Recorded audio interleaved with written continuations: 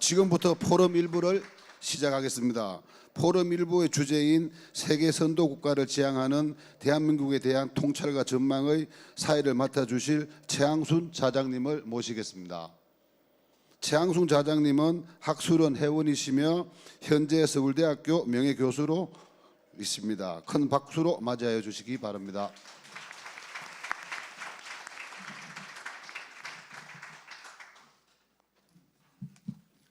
여러분 반갑습니다.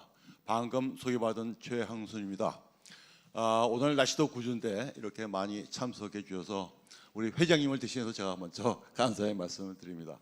모두에서 여러 번 그 설명이 있었듯이 오늘은 우리 학술원의 개원 70주년을 기념해서 그 통찰과 전망이라는 표제를 걸고서 1부, 2부로 진행되고 저희 1부의 주제는 세계 선도 국가를 지향하는 대한민국에 대한 통찰과 전망입니다.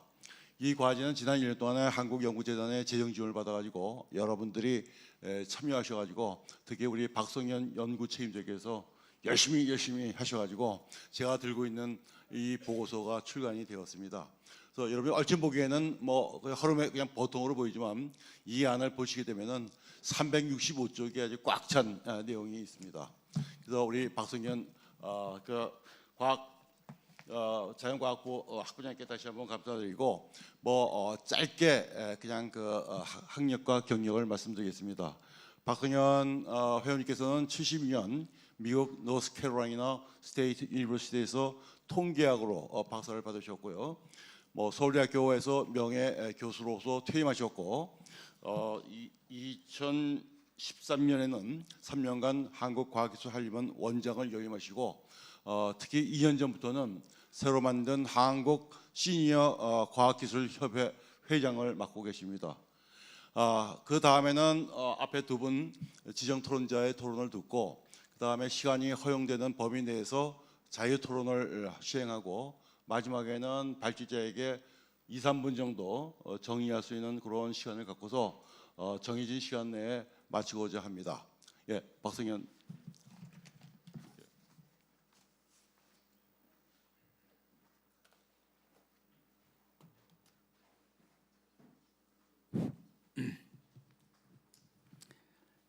제가 조금 나가서 하는 게 좋을지 여기서 하는 게 좋을지 모르겠네요.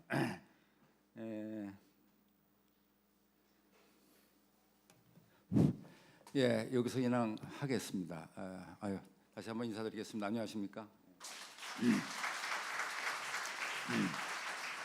지금 자장께서 말씀하셨습니다만은 이 연구는 상당히 양이 많습니다. 이 제목도 굉장히 광범위하고 그래서 본 연구에 같이 참여해 주신 연구원님들 또 자문위원님들 또 연구보조원 다 합쳐서 18명이나 됩니다. 그래 이분들이 사실은 참 많이 모였습니다. 많이 모여서 이 제목에 대해서 같이 토론하고 연구하고 따라서 이 상당 부분은 우리 연구원들의 참 엄청난 공동 노력으로 이루어진 작품이다 이렇게 제가 말씀드려서 다시 이 자리를 빌어서 우리 연구원님들 자문위원들께 감사드립니다. 그리고 이게 이제 우리 연구재단에서 우리 학술원에 지원해 주신 첫 번째 이제 과제라고 볼 수가 있는데 첫 번째 과제다 보니까 우리 연구팀이 굉장히 좀 부담도 있더라고요. 보니까 이게 좀 잘해야 되겠다. 이게 첫 단추를 잘 꿰야 그 다음부터 좋지 않을까 싶어서 사실 많은 노력을 했다는 것을 제가 솔직히 말씀을 드립니다. 시간이 많지 못해서 제가 그냥 빨리빨리 넘어가겠습니다. 이게 제가 360쪽 되는 연구 분량을 40분 안에 발표하려고 하다 보니까 이 PPT 작성 자체도 사실은 상당히 어려움을 느꼈습니다. 그래서 제가 상당히 간략하게 좀 말씀을 이제 드리려고 생각합니다. 이미 여러분 프린트물에 있으니까요. 그 내용은 다 보시고 제가 그냥 대충 넘어가겠다는 것을 말씀드립니다. 목차는 이렇게 크게 7가지로 이렇게 나눴습니다. 그래서 연구의 목적과 연구 내용서부터 또 우리 국가 경쟁력 현황 우리나라에 그 다음에 사회, 경제, 환경 분야의 주요 현안과 발전 전략, 뭐 또 산업 분야, 교육, 인재 분야, 연구 개발 분야, 그리고 마지막으로 세계 선도 국가를 지향하는 종합적인 발전 전략, 뭐 이런 식으로 말씀을 드리겠습니다. 이미 그 제목에서 말씀드린 것처럼요, 사실은 우리나라는 저는 위기에 처해 있다 이렇게 생각합니다. 사실은 그렇지만 또 기회도 있습니다. 그래서 현재 단계에서 볼 때 우리나라의 위기가 뭔가, 이런 위기를 돌파하려면 뭘 우리가 해야 되느냐, 이런 것들을 한번 모색해 보기 위해서 이번 연구를 실시했다 이렇게 이제 볼 수가 있습니다. 여러분 뭐 잘 아시다시피 세계에는 많은 나라에서 잘 나가던 나라들도 다시 꼬꾸라지는 나라도 많고 그렇잖아요. 그래서 우리나라는 사실은 지난 수십 년간의 한강의 기적을 나면서 계속 이제 발전해 왔는데 여기서 좀 더 치고 나갔으면 좋겠다. 그래서 소위 세계 선도국가가 됐으면 좋겠다. 이게 선도란 말이 무슨 뜻이냐? 어떤 분은 또 그렇게 질문을 하더라고요. 세계 선도국가라는 것은 최소한도 세계 4강 국가는 됐으면 좋겠다. 이런 뜻입니다. 그래서 세계에서 글로벌하게 영향력을 미치는 그런 강한 나라가 세계 선도국가라고 이렇게 볼 수가 있겠습니다. 연구의 내용은 연구 보고서가 이렇게 8개 장으로 이렇게 나눠져 있습니다. 그래서 제가 얘기 듣기에는 아직 우리 학술원 회원님들께도 이 연구 보고서가 배포가 안 된 걸로 알고 있는데 최근에 나왔기 때문에 4월달 분과회 할 때 나눠주겠다고 학술원 사무실에서 얘기를 하고 있습니다. 그래서 아마 우리 학술원 회원님들은 곧 연구 보고서를 받아볼 수 있지 않을까 이렇게 생각합니다. 자, 먼저 국가 경쟁력 현황. 그러면 우리나라는 지금 어디에 와 있느냐, 어떤 상태냐, 이걸 객관적으로 평가할 필요가 있는데 이런 평가를 하는 기관들이 세계에 많습니다.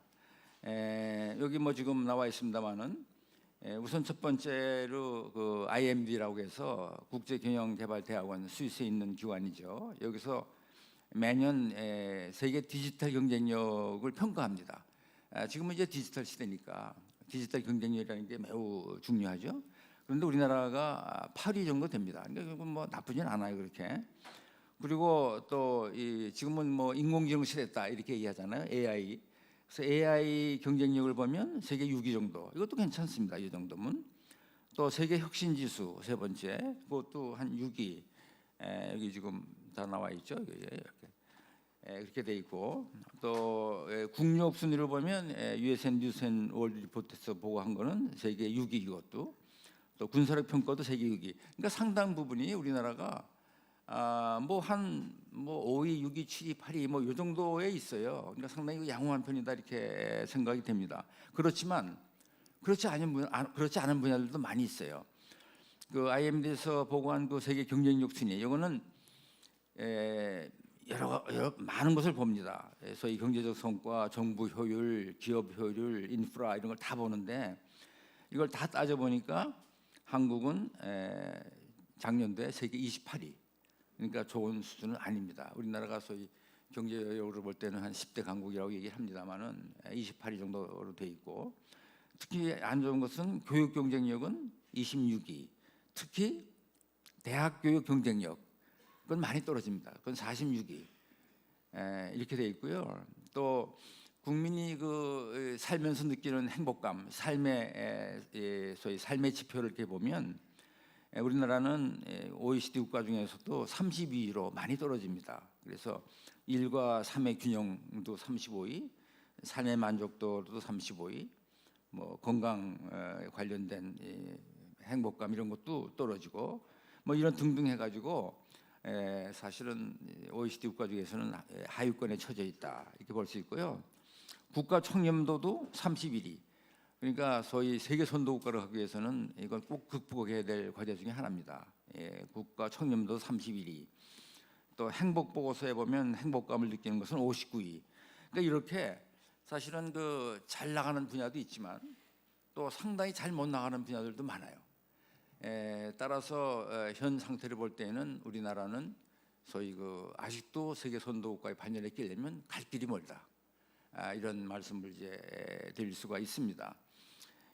그래서 이 종합적으로 이렇게 본다면 우리 국민의 삶의 질, 행복감, 청렴도 이런 거를 이렇게 살펴볼 때는 우리나라가 어떻게 보면 지금 잘 나가는 선진국으로 보이지만 사실은 상당한 부분에서 후진국적인 징후가 상당히 있다.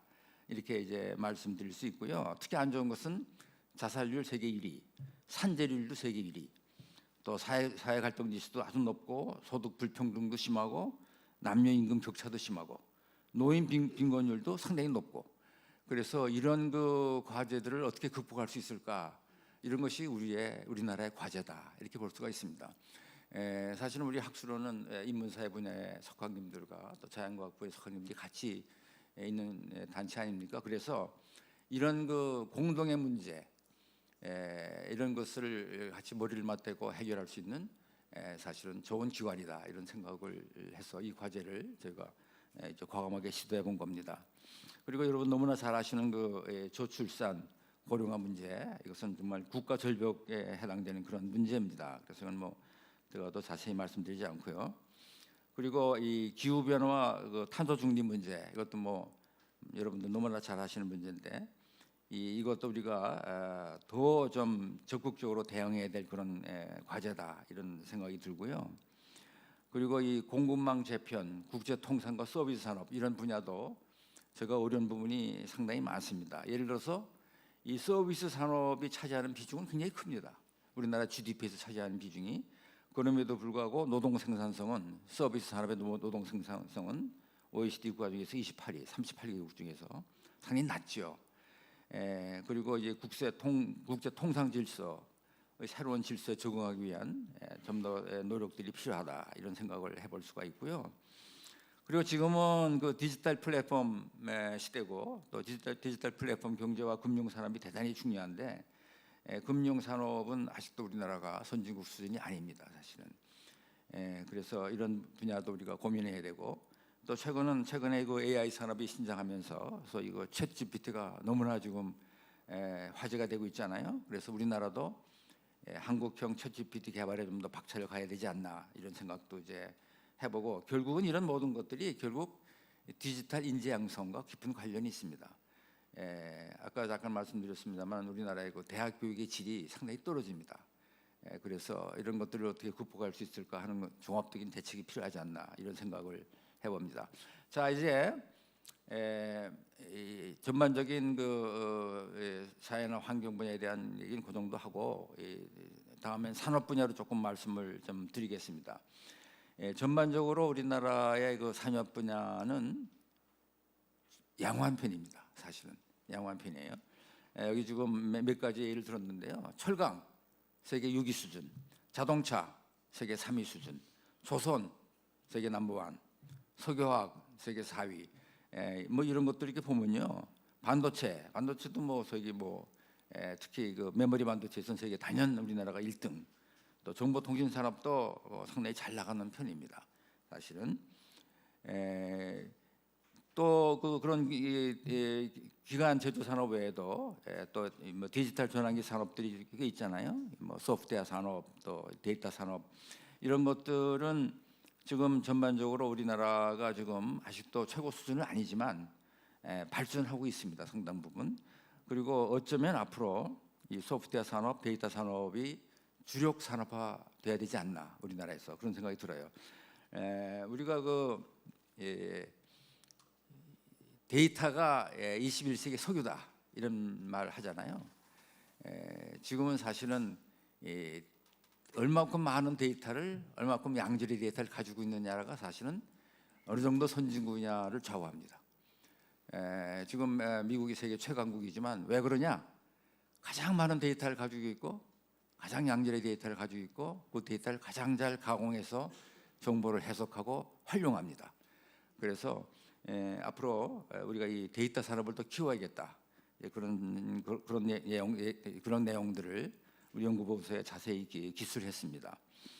그리고 인공지능 산업은 뭐 말할 것도 없죠. 이 분야는 뭐 이 국력뿐만 아니고 우리 인간의 우리 삶의 질도 좌우할 수 있는 그런 인공지능 분야라고 볼 수 있는데, 이건 뭐 현재 뭐 미국이 훨씬 많이 앞서가고 있지만 중국도 바짝 따라가고 있어요. 왜냐하면 중국도 미국 못지않게 데이터를 많이 가지고 있는 부분이 있습니다. 예를 들어서 개인정보 활용이 상당히 제한되어 있는 미국에 비해서 중국은 상당히 그게 자유스럽거든요. 그러니까 예를 들어서 인체 정보, 얼굴 정보 이런 것들은 중국이 훨씬 많이 가지고 있습니다. 그러니까 그 안면 인식 같은 그 인공지능 기술은 중국이 훨씬 앞서가요. 예를 들면 그게 그 데이터의 힘입니다.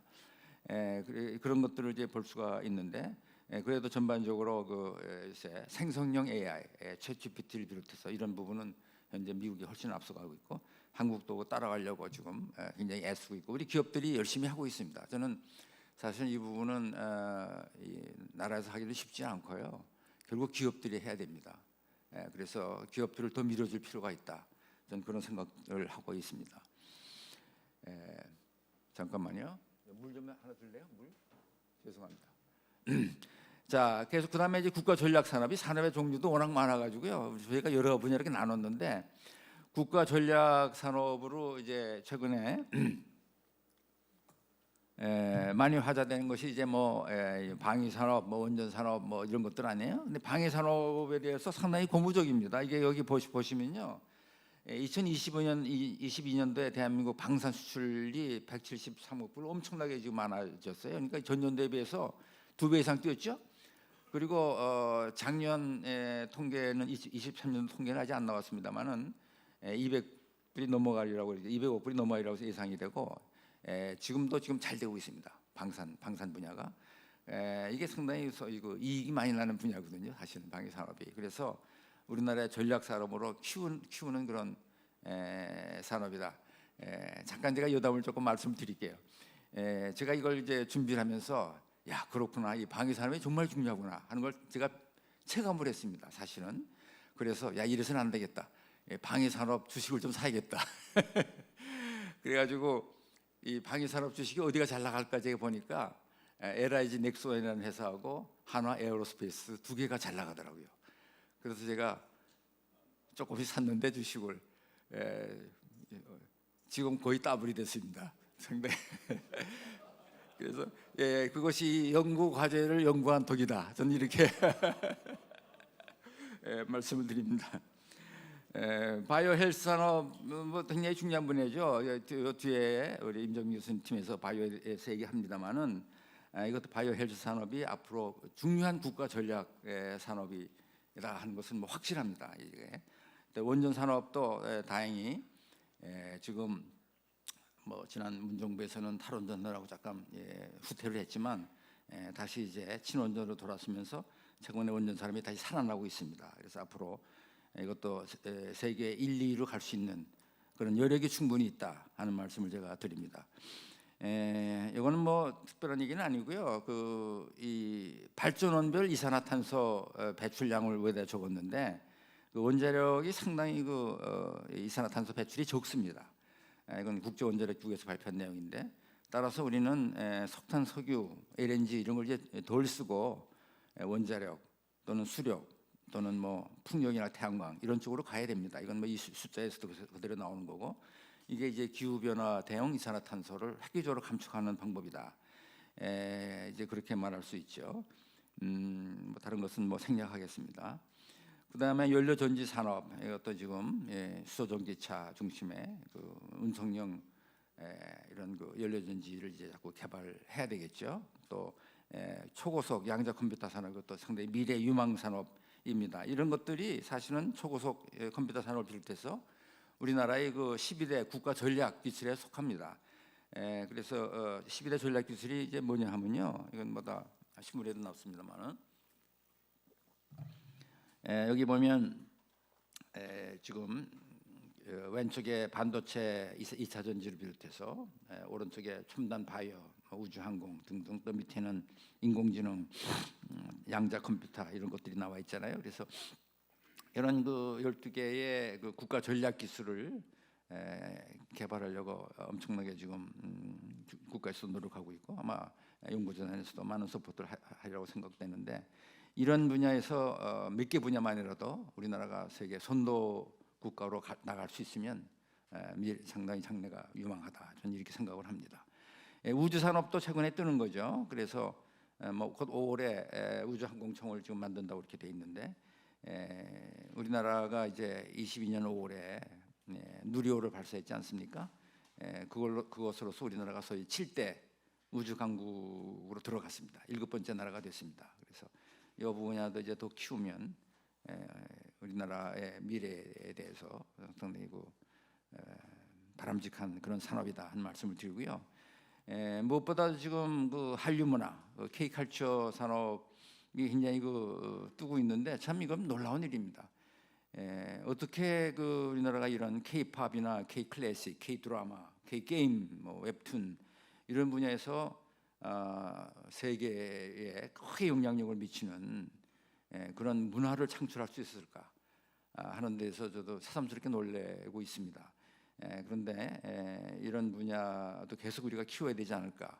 그래서 이걸 보통 우리가 이런 백업하는 산업을 K 컨텐츠 산업 이렇게 부르는데 이 K 컨텐츠 산업의 수출액이요 2022년도에 130억 불 정도 됐습니다. 약 17조 원 됐는데 이 17조 원이라는 돈은요 2차 전지, 전기차, 가전 이런 수출액보다도 훨씬 많은 겁니다.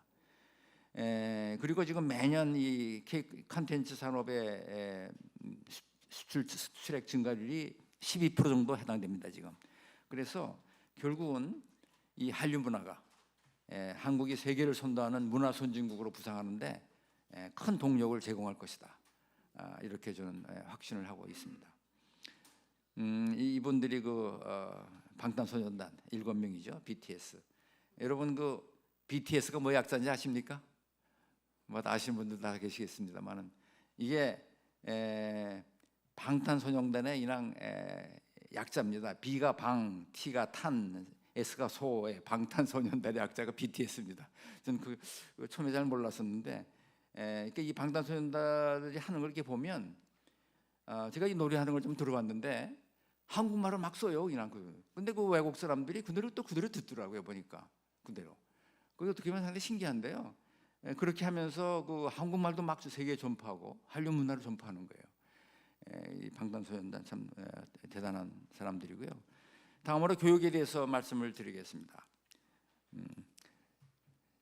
사회자께서는 5분 전에 좀 시그널을 주세요. 제가 마무리할게요. 교육과 인재 양성 분야 아까도 잠깐 말씀드렸습니다만은 우리나라의 교육 경쟁력이 놀랍게도 많이 떨어집니다 지금. 아까 대학 교육 경쟁력이 세계에서 46이다 이렇게 얘기했잖아요. 교육 경쟁력 전체로는 29이다. 저는 제가 쭉 오랫동안 대학에 이제 근무했던 사람으로서 우리나라 대학 교육 경쟁력이 46위밖에 안 될까 상당히 이런 걸 들어보고 좀 자괴감이 납니다. 이건 이게 대학 교육 경쟁력이라는 게 미래를 담보하는 경쟁력인데 이래선 되겠나 이런 생각이 들어요. 그리고 초등고등학교의 교육 경쟁력을 보면 매년 발표하는 국가 수준 학업 성취도 평가에서 보면 기초학력 미달자가 중3 수학에서는 13%, 고등학교 고2 수학에서는 15% 굉장히 많은 겁니다. 이게 기초 미달자라는 게 어떤 수준이냐면요, 전혀 수업을 못 따라가는 학생들이에요. 전혀. 근데 이렇게 10%가 넘는 그런 학생들이 수업을 못 따라가는 상황이면 이게 얼마큼 심각한 상황인가. 학교 선생님들이 정말 책임감을 가지고 이런 학생들을 잘 교육을 시켜야 되는데 안 됐습니다만은 이런 학생들 보고 너희가 학원도 제대로 안 다녀서 그런 거 아니냐 이런 분위기가 있다고 그래요. 말도 안 되는 거죠 사실은. 그래서 이게 초중고등학교의 교육 경쟁력이 상당히 심각하다 이런 말씀을 드리고요. 이거는 초중고등학교의 사교육비 현황인데요. 이게 보면 지금 2022년도에 26조 원의 사교육비가 이제 들어갔다고 돼 있습니다. 여기 저 오른쪽에 그래프에 보면요. 그런데 사실은 제가 보기엔 이거보다 훨씬 많다고 생각합니다. 이게 이제 국가에서 조사하는 비용이고요. 작년에 아주 최근에 통계가 나왔는데 작년에 사교육비 총액이 27조가 넘었습니다. 27조가. 그리고 1인당 과외받는 1인당 사교육비 비용이요. 서울에서는 1인당 사교육비 비용이 70만 원이 넘어갑니다. 1인당. 그래가지고 조금 여담입니다만은 제가 제 딸이 손자 손녀 아들 딸 한 명씩 두고 있는데 중고등학생인데요. 얘들 사교육비가 너무 많이 들어가가지고 부부가 열심히 버는데 한 사람이 버는 건 거의 다 써요. 사교육비로. 그러니까 이건 뭐 잘못된 거죠, 뭔가가 거의 잘못된 거죠. 그래서 이거는 반드시 국가의 그 발전을 위해서는 고쳐야 될 분야다 이런 생각을 해보고요. 정보 교육도 더 강화돼야 된다고 생각합니다. 지금은 디지털 경제 시대고 디지털 경제 시대 때는 이 정보 교육이 엄청 중요한 거거든요. 모든 사람들이 이미 정보에 대해서 좀 익숙해져야 된다고 생각을 합니다. 근데 사실은 이 정보 교육 제가 오늘 아침에 우리 집사람이 그러더라고요. 자기가 컴퓨터를 너무 잘 몰라가지고 컴맹이라 정보 교육을 좀 받아야겠다 그러더라고요. 그래서 어떻게 받냐 그랬더니 구청에 가면 교육을 시켜주는 게 있대. 그렇다고 구청에 교육을 등록하는데 너무나 싸서 좋다 그러면서 내일부터 구청에 가서 교육을 받겠다 그러더라고요. 그래 이 정보 교육이라는 게 사실은 아주 어렸을 때부터 모든 국민이 다 필요한 것을 받아야 됩니다. 그런데 상대적으로 우리나라의 그 정보 교육 시간이 적어요. 지금 최근에 좀 늘어나서 초등학교는 34시간, 초등학교 다닐 때 6년 동안, 중학교는 68시간, 현재부터 2배로 늘어난 겁니다. 고등학교는 선택 과목으로만 돼 있는데, 근데 이것도요 사실은 상당히 적은 거예요. 여기 보시면요, 다른 나라하고 비교해 보면 한국이 뉴질랜드나 미국이나 영국이나 호주 이런 데 비해서 이 정보 교육 시간이 굉장히 적습니다. 그러니까 아직도 우리는 왜 이 정보 교육이 필요한가? 왜 이 디지털 전환 시대 때 우리 국민이 무슨 교육을 받아야 되는데 대한 그런 그 필요성에 대한 체감이 늦는 것 같아요. 상당 부분. 그래서 이것은 좀 우리가 꼭 바꿔야 될 문제다 이렇게 생각이 되고요. 이 초등교 교육의 혁신 방향에 대해서 뭐 몇 가지 쭉 얘기를 했는데 한두 가지 말씀을 드리겠습니다. 역시 중요한 것은 공교육 회복입니다. 이 사교육 시장이 너무나 지금 팽창돼 있어가지고 우리 교육이 막 지금 이게 삐뚤어져 있는데. 사실은 이 공교육 이거 이런 얘기 해야 될지 모르겠습니다만은 저는 중고등학교 다닐 때 과외를 한 번도 안 했습니다. 그런데도 사실은 뭐 고등학교, 대학교 또 이렇게 학술원까지 들어왔잖아요. 그러니까 이 사교육을 안 받아도 되는 건데 그렇게 시스템이 돼야 되는 거예요. 공교육에서도 충분히 그 교육을 시켜야 되는데 그게 우리나라는 지금 안 되고 있잖아요. 그래서 이게 참 문제다 이런 생각이 들고요. 수능도 저는 꼭 필요하다고 생각하지 않습니다. 이는 기초학력 테스트로만 하고 대학에 완전히 그 입시 자율권을 줘야 된다 이렇게 생각하고요. 또 뭐 다른 건 말씀드렸기 때문에 생략하고요. 나중에 프린트물을 보시기 바랍니다.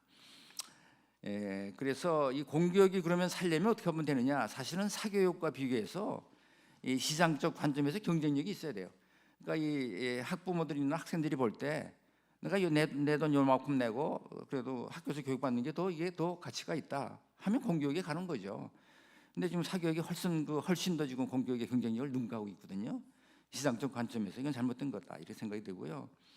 그리고 대한민국 과학올림피아드도 개최. 이건 무슨 뜻이냐면 현재 그 국제과학올림피아드가 있습니다. 그래서 매년 9개 분야에 출전하고 있는데 이것도 제 생각에는 우리 한국에서 뭐 과기정통부나 이런 데서 먼저 열어서 거기서 선발된 학생을 외국에 보내는, 만약 이렇게 된다면 우리나라의 이 과학의 중요성 이런 것들을 온 국민한테 그 인식시켜주는 중요한 계기가 되지 않을까 이런 생각이 듭니다. 그래서 국제과학올림픽을 벤치마크해서 우리나라에서도 대한민국 과학올림피아드를 개최했으면 좋겠다.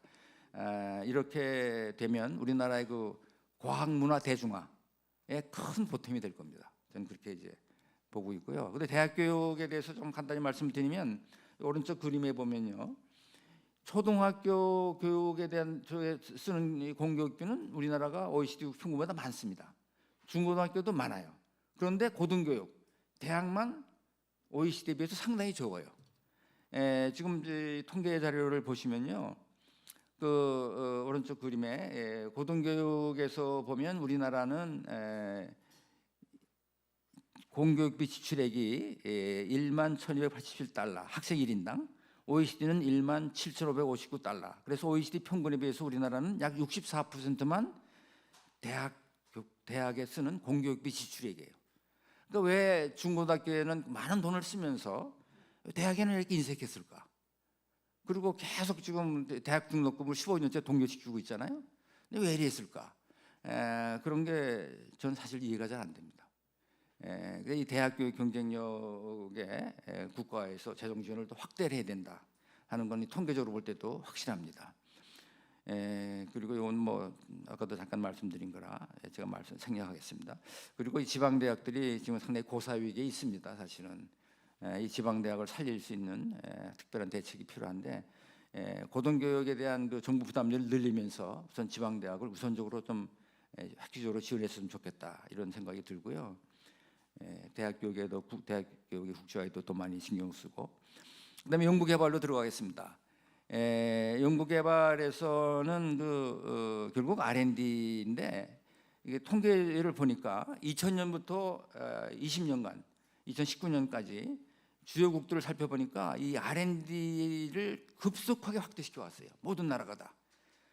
심지어 중국 같은 나라는 연평균 지난 20년간 연평균 15.7% 매년 R&D 증가액이. 우리나라가 2등으로 이제 9.43%. 2000년부터 2019년까지 20년 동안 그러니까 우리나라도 상당히 빨리 R&D를 증가시켜 왔어요. 저는 이런 R&D 증가가 사실은 우리나라가 현재와 같은 세계 경쟁력 있는 나라를 발전하는데 큰 역할을 했다. 저는 이렇게 생각을 합니다. 그런데 놀랍게도 사실은 작년에 이게 발표한 건데요. 올해 R&D 예산이 사실 상당히 많이 줄었습니다. 그래서 여기 뭐 26조 5조 원으로 이렇게 돼 있는데 작년에는 31조 1조 원인데, 근데 이것도 사실은 처음에 정부에서 작년 8월에 발표할 때는 마이너스 16.6% 5.2조 원이 감소된 거를 이제 국회에 보냈는데 나중에 이제 12월 달에 국회에서 약간 0.6조 6천억을 증대시켜서 전년 대비 14.8% 이렇게 감소한 걸로 돼 있는데, 이거는 이제 외형적으로 나타난 거고요. 내부를 들여다보니까 그보다 조금 좀 그래도 위안이 되는 게 R&D 항목에 대한 분리 변경 체계 변경으로 인해서 약 한 1조 8조 원 정도가 사실은 들어 있는데 감소된 것으로 이렇게 보였어요. 그래서 결론적으로 보면 작년보다도 올해 R&D 예산이 한 9% 정도 이렇게 결론 9% 정도 이제 감액된 거로 이렇게 나왔습니다. 근데 사실 여러분 뭐 주위에 학교에 계신 분들 출연 연구소에 있는 분들 얘기를 많이 들었겠지만 이 9.0% 정도 감소된 것이 상당히 큰 영향을 줬습니다 지금. 그래서 저는 제가 이제 대학에 가끔 가보면 몇 년간 프로젝트를 받은 교수가 몇 년 후에 과제에 대해서는 더 이상 돈을 주기 힘들다든가, 올해 R&D 예산도 작년보다는 30%는 감해서 준다든가 뭐 그런 사례가 발생을 해가지고 학생들이 이렇게 운영하는데 상당히 어렵다고 그래요. 그래서 이거는 확실히 좀 잘못된 거고, 근데 다행히 이제 올해 과기부나 또는 정부에서 계속 내년도 R&D 예산을 대폭적으로 늘리겠다 그렇게 지금 얘기를 하고 있거든요. 그래서 최소한도 내년도 R&D 예산은 2023년도 R&D 예산 31조 1천억, 31조 1천억 정도는 가야 되지 않나. 다시 원상 회복되는 거죠. 그렇게 되려면 올해보다 내년에 증액이 상당히 많아야 되죠. 그렇게 좀 저는 예상을 개인적으로 해보고 있습니다. 이 R&D는 엄청 중요한 겁니다. 이렇게. 자, 연구개발에 대해서 여기 지금 몇 가지 썼습니다. 다들 앞에서 얘기한 건데요. 첨단 신기술 개발에 박차를 가야 되겠다. 특히 정부에서 발표한 12대 국가 전략과제, 또 기후변화 대응 기술 개발 노력. 이거는 생각했던 것보다 아주 심각합니다. 왜냐하면 우리나라가 2030년에 국가 온실가스 감축 목표를 2018년 대비 40% 감축하겠다고 발표했거든요. 근데 지금 같은 속도로 나가면 절대 이거 달성할 수 없어요. 제가 보기에는. 제가 기업에 있는 사람들 보면 이 기후변화 대응 기술 개발은 이 산업이 하는 건데 우리 말만 이렇게 정부에서 하라고 하면 되느냐? 우리가 할 만한 능력이 있느냐? 그렇게 얘기를 해요. 이 산업에 있는 분들 얘기를 들어보면. 그래서 벌써 올해가 2024년도인데 이제 앞으로 6년밖에 안 남았는데 어떻게 40%를 감축하느냐? 근데 이거는 정말 굉장히 시급한 그런 대책이 필요하다. 이게 굉장히 중요한 거거든요. 기후변화 대응 기술 개발에서 우리나라가 앞서가야만 실질적으로 세계 선도국가가 될 수 있다고 저는 생각합니다. 이게 그만큼 전 세계적으로 중요한 거기 때문에. 또 디지털 경제에 대한 전환이 가속화돼야 되겠고, 또 감염병 신속 대응 체계도 이것도 연구를 해야 됩니다. 제가 어제 그저께인가 서울대학교 잠깐 가가지고 그 AI 연구원이라고 있더라고요. 여기 서울대학교 AI 연구원 안에 감염병 연구팀이 있어요 보니까. 근데 그분 그 팀장을 제가 만났는데 그분이 그러더라고요. 앞으로 코로나 같은 감염병이 다시 한번 발생할 거다. 그렇게 얘기를 하더라고요. 그래서 거기에 대비해서 우리는 지금 연구를 하고 있다. 그렇게 얘기를 해요. 코로나가 이미 지나간 것처럼 보이지만 앞으로 그분 얘기는 앞으로 2, 3년 안에 또 큰 게 온다는 거예요. 큰 게. 그러니까 이 감염병 신속 대응 체계가 이 연구가 엄청 중요한 거죠. 그런 거 보면. 자, 이제 마지막으로 이제 가겠습니다. 그러면 대한민국의 새로운 국가 R&D 전략 로드맵이 뭐냐? 이런 걸 좀 이제 말씀을 드리려고 그러는데, 중장기 발전 전략 리뷰를 좀 해야 됩니다. 그러니까 우리는 지금 이제 대통령이 5년 단임제로 돼 있으면서 아주 장기적인 10년, 20년을 내다보는 그런 중장기 발전 전략을 잘 못 짜는 것 같습니다. 그래서 실질적으로 2030년, 2040년을 내다보는 과학기술 5대 강국. 과학기술 5대 강국이라는 얘기는 이거는 현재 윤 정부 내에서 한 얘기입니다. 과학기술 5대 강국으로 간다든가, 또는 뭐 산업 경쟁력을 강화해서 국민의 삶의 질을 향상시킨다든가, 또는 정부 R&D 투자를 어떻게 확대하겠다든가, 이런 10년, 20년을 내다보는 로드맵을 확실히 좀 정해줬으면 좋겠다. 그리고 가급적이면 이 정권에 따라서 변하지 않으면서 일사천리로 잘 나갈 수 있는 그런 중장기 발전 로드맵이 있으면 좋겠다 하는 말씀을 좀 드리고요. 이거는 이제 그에 따른 좀 세세한 내용들인데, 요 R&D에 대한 로드맵을 발표할 때 저는 기초연구비의 비중을 좀 늘렸으면 좋겠어요. 지금 기초연구비가 국가 전체 R&D, 그러니까 민간까지 합쳐가지고 지금 20% 수준입니다. 그 대에 있습니다. 근데 선진국들, 뭐 미국이나 이런 뭐 영국이나 독일 이런 데 보면 기초연구비 비중이 상당히 높습니다. 그래서 우리나라도 소위 선진국형으로 가려면 기초연구비 비중을 획기적으로 늘릴 필요가 있다. 이런 말씀을 좀 드리고요. 또 이 산업기술연구는 민간 R&D에 많이 맡길 수밖에 없다. 우리나라 기업들도 이제 많이 성장해 가고 있기 때문에. 그리고 이 정부 R&D 지원은 전통 제조 산업은 이미 상당히 잘 나가고 있습니다. 그리고 기업들도 R&D 할 수 있는 충분한 역량이 생겼어요. 따라서 조금 부족한 생명 분야, 에너지 분야, 환경 분야, 데이터 산업 분야, 이런 쪽으로 정부 R&D를 더 집중시켰으면 좋겠다. 또 이 투자 분야는 저희 삶의 질이나 또는 국가 위상, 지식 증진 이런 데 초점을 맞췄으면 좋겠다. 그러니까 새로운 시각에서 이제 보는 거죠. 요거는 세계 선도 국가를 지향하는 종합적인 발전 전략을 잠깐 이제 좀 더 구체적으로 보려고 하는 건데요. 이 그래프를 보면요, 우리나라의 GDP의 성장이 과거 1960년대 39위서부터 쫙 올라가다가 2000년대 12위 정도, 세계 12위가 되고 그 이후에 크게 발전이 없어요. 그러니까 지난 벌써 거의 한 20여 년 동안 계속 12에서 13 사이 여기서 계속 왔다 갔다 합니다. 그러니까 이거를 좀 돌파해서 더 이렇게 점프할 수 있는 그런 종합적인 발전 전략이 필요한 게 아닌가. 그러기 위해서는 뭐가 문제냐? 여기 좀 썼습니다만은 지금 문제가 한국의 저출산, 고령화, 교육 경쟁력 저하, 또 상당 부분 기업가 정신이 좀 저하돼 있다. 또 너무 과도한 평등 의식이 있다. 사회 갈등이 너무 심하다. 또 노동 생산성이 너무 낮다. 또 규제 개혁이 잘 안 되고 있다. 또 정치 질이 너무 떨어진다. 지금 정치가 사실은 모든 분야에 영향을 미치잖아요. 또 구조개혁, 지체 등에 따른 부작용, 이런 것들이 지금 우리나라의 GDP 성장을 상당히 저해하고 있는 요소가 아닌가, 이런 생각을 좀 해보고요. 그러기 위해서는 뭐가 필요하냐? 여기 지금 우리 연구팀이 종합적인 10가지 발전 전략을 제시를 했는데,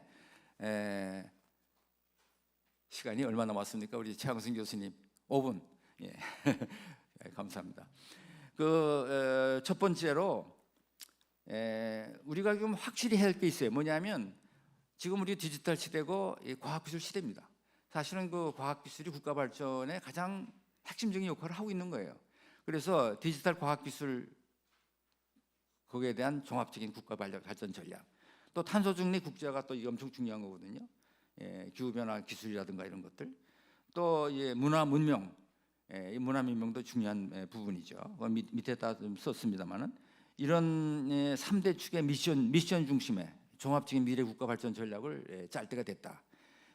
그래서 지금 우리나라는 오랫동안 국가 정부 부처가 뭐 이렇게 무슨 외무부 뭐 무슨 외교부 아니야 교육부 뭐 등등 그 부서가 이게 나와 있는 게 굉장히 오래됐는데 어떻게 보면 조금 정부 조직도 개편해 가지고 이런 미션을 담당하는 부서를 만들면 어떨까 하는 생각도 들어요. 그러니까 하여간 조금 우리는 이 국가적인 차원에서 종합적인 발전 전략을 이런 미션 중심의 종합적인 미래 국가 발전 전략을 짰으면 좋겠다 하는 말씀을 드리고요.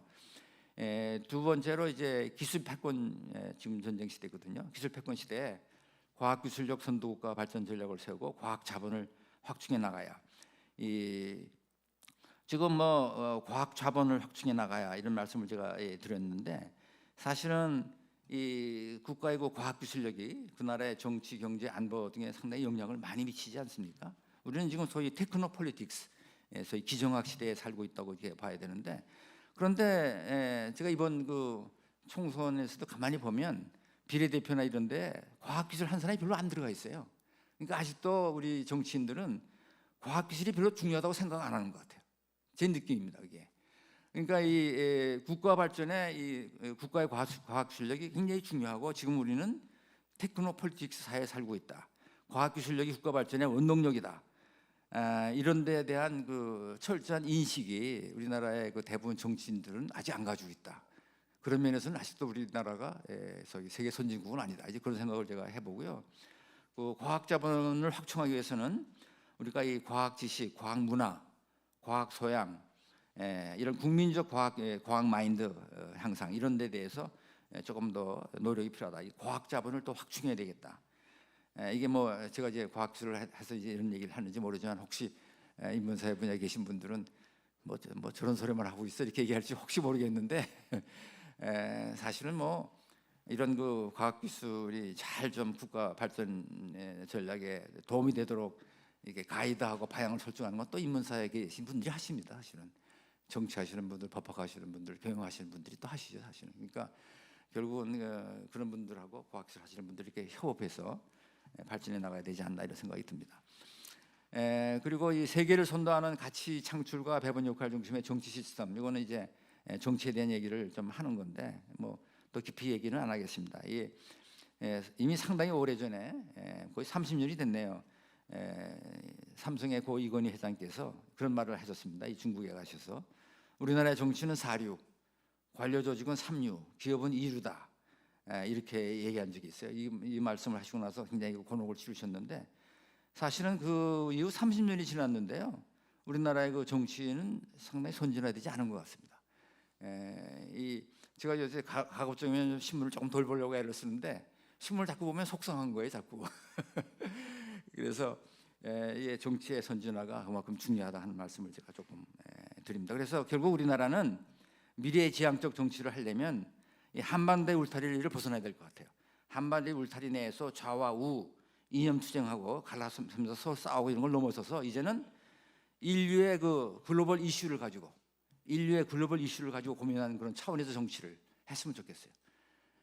그래서 출마한 사람들도 자꾸 이제 글로벌 이슈에 대해서 얘기를 했으면 좋겠다 하는 말씀을 드리고요.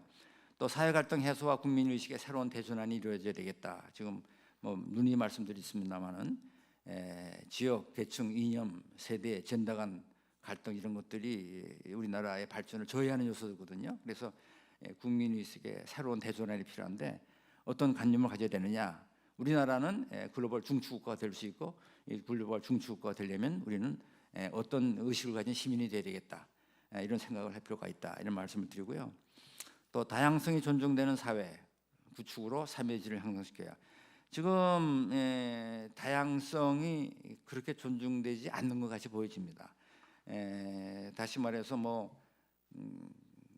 교육은 어떻게 받아야 되고 뭘 해야 되고 뭐 이렇게 뭐 성공 코스가 어떻고 뭐 또 누구는 의대 가야 되고 뭐 하여튼 그런 너무나 그 한쪽에 치우친 그런 생각을 하는 사람들이 많아가지고 좀 더 다양성이 존중되는 그런 사회 구축을 통해서 뭘 하든지 간에 나라 발전을 위해서 할 수 있는 그런 분들을 존경받는 그런 다양성이 존중되는 사회, 이런 것이 구축됐으면 좋겠다는 말씀이고요. 다음에 획기적인 규제 완화와 민간 중심의 국정 운영으로 국가 경쟁력을 키워나가야. 이건 뭐 눈에 하는 얘기들인데요. 신문에서도 많이 나고. 우리나라는 근본적으로 그 포지티브 규제 제도로 되어 있습니다. 이 포지티브 규제라는 게 뭐냐면 법에 허용하지 않으면 할 수 없는 거예요. 모든 것이 불법입니다. 근데 미국은 그거하고 상당히 반대 개념입니다. 네거티브 규제를 하고 있기 때문에 법으로 금지되어 있지 않으면 모든 것이 다 가능합니다. 이게 굉장히 큰 차이입니다. 이게. 그러니까 이 4차 산업혁명의 신기술 개발할 때는 과거에 그 법에 그 허용한다는 기준을 만들 수가 없죠. 새로운 기술이기 때문에. 그러면 이런 신기술 개발에 관련된 그런 뭐 테스트를 한다든가 뭐 시험한다든가 이런 것들을 다 우리는 할 수가 없어요. 우리나라 포지티브 규제 하에서는. 그래서 이 획기적인 규제 완화가 확실히 우리나라는 필요하다 말씀을 드리고, 심각한 저출산과 인구 전력 문제는 아까도 누님 말씀드렸습니다는 작년도 학교 출산율이 0.72명입니다. 참 이게 참 너무나 그 놀라운 수치 아닙니까? 근데 이게 뭐 도로 떨어질지도 모른다는 얘기가 있어요 지금. 그래서 이건 정말 중요한 국가적인 과제다. 이 학교 출산율을 최소한도 목표를 저는 우선 1.0으로 잡고 그 다음엔 1.5로 잡고 이게 단계적으로도 이것도 올릴 필요가 있다, 이런 말씀을 드리고요. 또 기후변화 대응 정책을 적극적으로 펼쳐야, 이건 아까도 이미 누누이 말씀드렸는데, 이 기후기술 클라이밋 테크놀로지에서 앞서가는 나라가 앞으로 세계를 선도하는 국가다 하는 건 저는 확실하게 믿습니다. 그래서 기술 개발의 총력을 경제해서 탄소 중립을 이루어가는데 선도적 역할을 했으면 좋겠다 하는 말씀이고요. 그 다음에 9번째로 그 3차 산업, 서비스 산업, 금융 산업 등의 선진화를 좀 추구해야 되겠다. 이 부분이 우리나라가 많이 뒤져 있습니다. 지금 GDP 기여율이 3차 산업이 서비스 산업 같은 거죠. 62.4, 62.5% 가까이 되는데 엄청나게 크죠. 그렇지만 노동 생산성이 지금 많이 떨어져 있습니다. 노동 생산성이 우리나라 3차 산업의 노동 생산성은 미국의 53%, 영국의 81%, 일본의 86% 정도 수준인데, 이거를 빨리 끌어올려야만 선진국으로 갈 수 있다. 그 이유는 제가 그 밑에 썼습니다만은 제가 생략을 하겠습니다. 자, 그래서 마지막으로 마지막 챕터입니다. 세계 선도 국가를 지향하는 종합적인 발전 전략으로 보면, 우리는 조금 더 3차 산업, 3점 산업 분야에서는 선진화 전략을 써야 되겠다. 선진화 전략이 뭐냐면요, 그 선진화 전략에는 아웃바운드 전략하고 인바운드 전략이 있는데, 아웃바운드 전략은 우리 기업이나 대학 연구기관이 세계로 나가는 혁신 전략이고, 인바운드 전략은 외국 기업이나 대학이나 연구기관을 우리나라에 끌어들이는 전략입니다. 끌어들여 가지고 그 사람들한테 배우고 같은 수준으로 되려고 하는 인바운드 전략. 인바운드 전략으로 성공한 나라가 싱가포르죠. 그래서 우리는 조금 더 과감하게 너무 우리끼리만 사는 그런 생각을 하지 말고 외국의 우수한 그 기업, 대학, 연구기관 이런 데를 많이 우리나라에 끌어들이는 인바운드 전략을 피면서 동시에 또 아웃바운드 전략도 피고 그렇게 해야 되겠다, 이런 말씀을 드리고요. 이제 마지막 10번째로 국가 발전을 위한 싱크탱크와 전문가 공동체 역할을 강화해야. 이거는 무슨 얘기냐 하면, 제가 한국 과학기술 한림원에 일을 할 때 미국의 그 한림원 나스를 방문한 적이 있는데, 그 나스는 정부에서 중요한 과제 수주를 1년에 그 당시만 해도 10년 전에 200건 이상 받고 각 연구 하나 꼼꼼히 국가의 그 방향 설정에 크게 역할을 한다는 얘기를 들었어요. 그러면서 미국의 그 학술원이 미국 국가 발전에 굉장히 큰 기여를 하고 있다 하고 크게 자부심을 갖고 얘기를 하더라고요, 그 사람들이. 근데 우리 한국은 그렇게 못해요. 지금 우리 학술원도 뭐 많이 이용이 안 되고, 또 뭐 한림원이나 공학 한림원이나 뭐 이런 데들도 그렇게 많이 정부로부터 이제 활용이 안 되고 있습니다. 그러니까 우리나라는 아직도 소위 집단적 지성들, 이 석학들의 모임을 제대로 활용을 못 하고 있다. 그러니까 이 싱크탱크로서 좀 활용을 해야 된다. 그래야만 진정한 선진국으로 갈 수 있다. 제가 그런 말씀을 여기서 드리고 싶습니다. 자, 세계 선진국으로 지향하는 로드맵. 이거는 제가 끝으로 그냥 종합적으로 말씀드리고 마치겠습니다. 이게 마지막 페이지인데요. 지금 이 연구가 작년에 이루어진 연구라 2023년도 현재는 이 상태를 제가 다 말씀을 드렸는데, 우리가 2030년도까지는 모든 산업의 스마트화 전략, 그러니까 제조 산업만이 아니고 우리나라의 서비스 산업 또는 무슨 국가 전략 산업 이런 것, 모든 산업에서 이제 스마트화 전략이 필요하고요. 스마트화라는 것은 디지털화도 되고 효율화도 되고 생산성도 높아지고 그런 걸 말합니다. 그리고 과학기술 중심의 국정 운영을 좀 해줬으면 좋겠다. 그러면 2030년에 과학기술과 문화 강국으로 부상할 수 있다. 그러니까 이런 조건이 있어야 됩니다. 그러니까 앞으로 한 6, 7년 남았죠. 그 다음에 이제 우리가 이 데이터 AI 경제 시대에 리더 역할을 할 수 있게끔 모든 요건을 이제 갖춰 나가기 시작하면 2035년경에는 글로벌 리더 국가로 부상할 수 있을 것이다. 그리고 나서 소위 그 새로운 과학기술 패러다임으로 주도하고 스마트 파워 강국으로 우리가 나가는 방향을 설정한다면 2040년경에는 통일된 세계 선도국가로 발전할 수 있을 것이다. 이게 희망적인 로드맵입니다. 여기 중간중간에 보면 이러면 이런 가정들이 많이 들어가잖아요. 그런 것들을 우리가 하나하나 다 극복해 가면서 이런 가정을 채운다면 2040년에 통일된 세계 선도국가로 우리는 발전할 수 있을 것이다. 이렇게 생각을 하고요. 제가 이 피터 드라카 교수는 상당히 존경하는 분인데요. 경영학 우리나라 세계 그 경영학계를 리드하시는 분이죠. 지금 돌아가셨습니다만 이분이 이런 말씀하신 적이 있어요. 미래를 가장 확실히 예측하는 길은 이를 스스로 만들어내는 것이다. 저는 이 말이 굉장히 아주 좋은 말씀이에요. 그래서 제가 이 피터 드라카 교수 책을 여러 권 사서 읽은 적이 있어요. 이분이 이제 피터 드라카 교수인데 아주 잘생겼죠, 인물도. 그래서 저는 이렇게 생각합니다. 우리나라가 미래 세계 선도국가로 부상하기 위해서는 우리 국민 스스로가 힘을 합쳐서 글로벌 리더 국가로 부상할 수 있다는 그런 소망과 확신을 가지고 정진한다면 그 꿈이 이루어질 것으로 저는 생각합니다. 이 피터 드라카 교수가 얘기한 것처럼 우리 스스로가 우리 미래를 만들어 나가야 된다, 이런 생각을 합니다. 여러분 감사합니다.